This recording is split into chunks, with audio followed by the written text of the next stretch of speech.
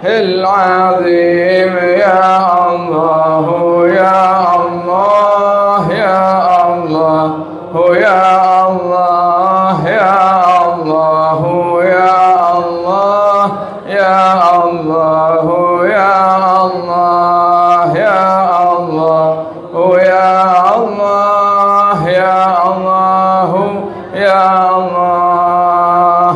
اللهم صل على حبيبك سيدنا محمد وعلى آله وصحبه وسلم. اللهم صل على حبيبك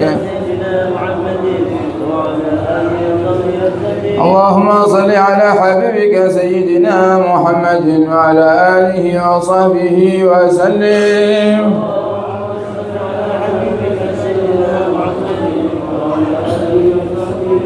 اللهم صل على حبيبك سيدنا محمد وعلى آله وصحبه وبارك وسلم أجمعين.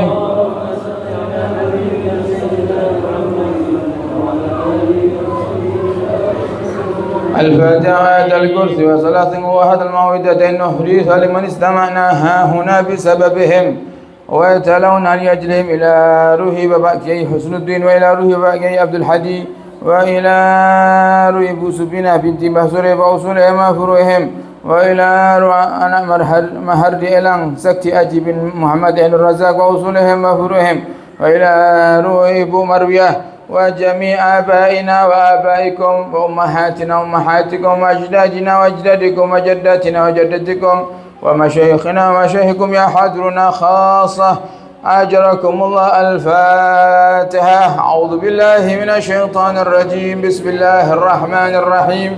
الحمد لله رب العالمين الرحمن الرحيم مالك يوم الدين إياك نعبد وإياك نستعين اهدنا الصراط المستقيم صراط الذين أنعمت عليهم غير المغضوب عليهم ولا الضالين آمين. الله لا إله إلا هو الحي القيوم لا تأخذه سنة ولا نوم له ما في السماوات وما في الأرض من ذا الذي يشفع عنده إلا بإذنه يعلم ما بين أيديهم وما خلفهم ولا يحيطون بشيء من علمه إلا بما شاء وسع كرسيه السماوات والأرض لا يؤوده حفظهما وهو العلي العظيم. بسم الله الرحمن الرحيم. قل هو الله أحد الله الصمد لم يلد ولم يولد ولم يكن له كفوا أحد.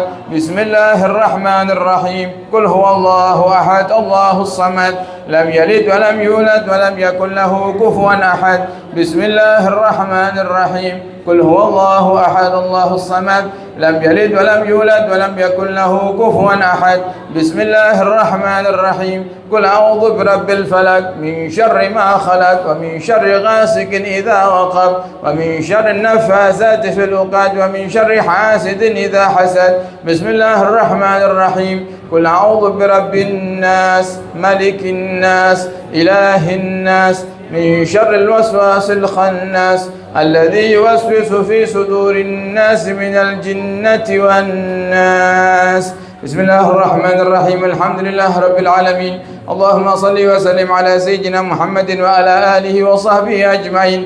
اللهم اجعل وأوصل وتقبل ثواب ما قرأناه من القرآن العظيم وما قلناه من قول لا إله إلا الله ما سبنا الله بحمد ما صليناه على النبي محمد في هذا المجلس المبارك هدية واصلة ورحمة نازلة وبركة شاملة وصدقة متقبلة نقدم ذلك ونهدي إلى حضرة سيدنا وحبيبنا وشفيعنا وقرة أعيننا ونور قلوبنا مولانا محمد صلى الله عليه وآله وسلم ثم إلى روح أزواج الطاهرات أمهات المؤمنين وأصحابه الطاهرين والتابعين وتابع التابعين لهم بإحسان إلى يوم الدين ثم إلى روح أولياء الصالحين من الأوتاد النجباء والنقباء والغوث الأبدال ورد الغيب من أهل ذلك مشارق الأرض إلى مغاربها برها وبرها ثم إلى روح أربعة الأئمة المجتهدين ومقلديهم في الدين والعلماء العاملين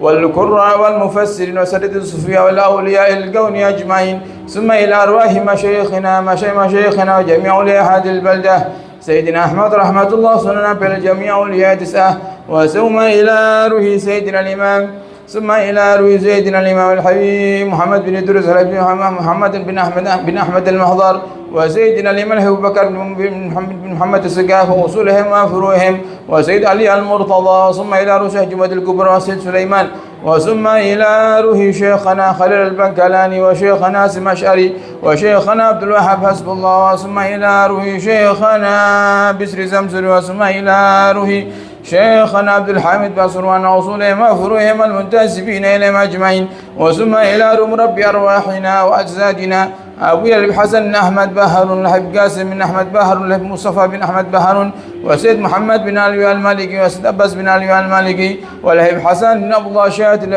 والحبيب سليم بن عبد الله شاتري وثم إلى الحبيب علي بن شهوب بكر ثم إلى الهباب خديجة بنت محمد الهندوان وأصولهم وفروعهم المنتسبين إليهم أجمعين وثم إلى الحبيب حسين بن عبد الله السقاف وحبيب الجد علي بن علي السقاف والجد أحمد بن علي السقاف والجد أبو بكر محمد السقاف وجدتي شفاء بنت أبو بكر السقاف وأمتي اليوم أحمد السقاف وأصولهم وفروعهم المنتسبين إليهم أجمعين وثم إلى روح حبيب الجد أحمد بن عبد القادر برك والهباب لولو بنت حسين بن شهوب بكر ثم إلى الوالد الحبيب محمد بن أحمد برك والمصمت صالحة وثم إلى روح أخينا جواد بن عمر الإدروس ثم إلى روحي وثم إلى روح الجد مقي ثم إلى روح الجد موسى وجد وجد سياتي وجد إسماعيل وجد إسماعيل وجد سيد وجد بسم الله والمشاهد وأصولهم وفروعهم وأمة مريم وأصولهم وفروعهم المنتسبين إليهم أجمعين وثم إلى روح بابا مرصنا ثم إلى روح الحج أحمد سترسنا وزوجته وثم إلى روح سلامة بأسرتنا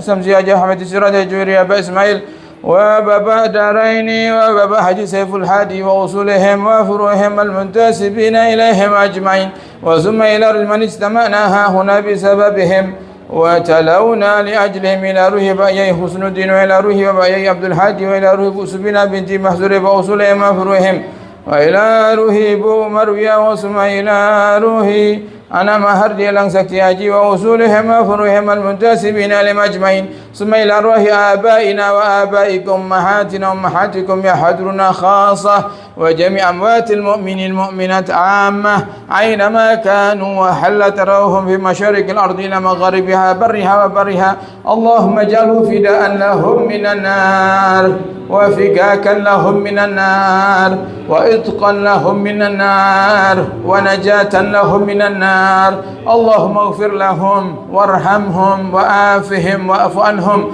ثم إلى من لا زائر لهم ولا ذاكر لهم وعم جميع بالرحمة ورضوان وأسكناه وإياهم فسيح الجنان يا حنان يا منان يا من إذا سئل أعطى وإذا سئلنا عن اللهم اجبر انكسارنا واقبل اعتدارنا واختم بالصالحات أعمالنا وعلى الإيمان والإسلام جميعا توفنا وأنت راض عنا ولا تهينا اللهم في غفلة ولا تأخذنا على غرة واجعل آخر كلامنا من الدنيا عند انتهاء آجلنا قول لا إله إلا الله محمد رسول الله صلى الله عليه وسلم الله كما أحييتنا عليها فأمتنا لا غير مفتونين ولا الضالين ولا مدلين ولا مبدل وأنت حسبنا ونعم الوكيل اللهم اجعل قبورهم روضة من رياض الجنان ولا تجعله فرة من حفر النيران واخلهم في أولادهم ودوهم بالخلافة الحسنة والعقب الصالح برحمتك يا أرحم الراحمين يا أرحم الراحمين يا أرحم الراحمين فرج المسلمين ربنا ربنا ربنا ربنا ربنا عجل لنا بالإجابة وعجل لنا بالبشارة ربنا آتنا في الدنيا حسنة وفي الآخرة حسنة وقنا عذاب النار صلى الله على سيدنا محمد وآله وصحبه وبارك وسلم والحمد لله رب العالمين ونهدي لهم الفاتحة.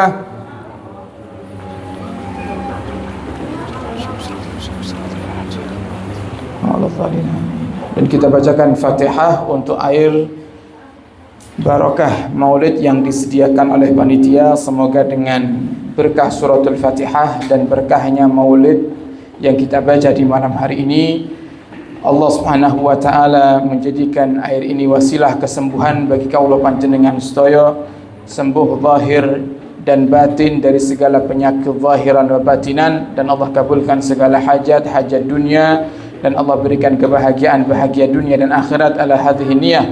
wa ala kulli niyatin salihah bi jahin nabi wa al nabi ila hadratin nabi sallallahu alaihi wasallam bi sirril Fatihah.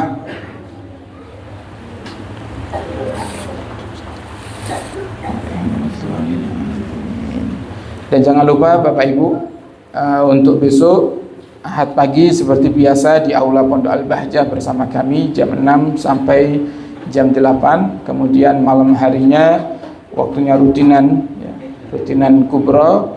Kita baca tahlil bersama, kita khatamkan Quran, dan kita baca tartibul Fatihah dan tahlil untuk para luhur-luhur kaula panjenengan sedaya. Besok ba'dal isya di markas besar Majelis Asyifa Dusun Belimbing, Desa Jeli, Kecamatan Karangrejo. Semoga Allah mudahkan kita semuanya untuk tetap semangat hadir di majelis-majelis ilmu di zaman yang penuh fitnah, yang insyaallah pahalanya berlipat-lipat ganda insyaallah. Amin ya rabbal alamin. Sekian dari kami, kurang lebihnya mohon maaf dan mohon doa selalu. Wabillahi taufiq wal hidayah. Summa ridha wal inayah. Wassalamualaikum warahmatullahi wabarakatuh.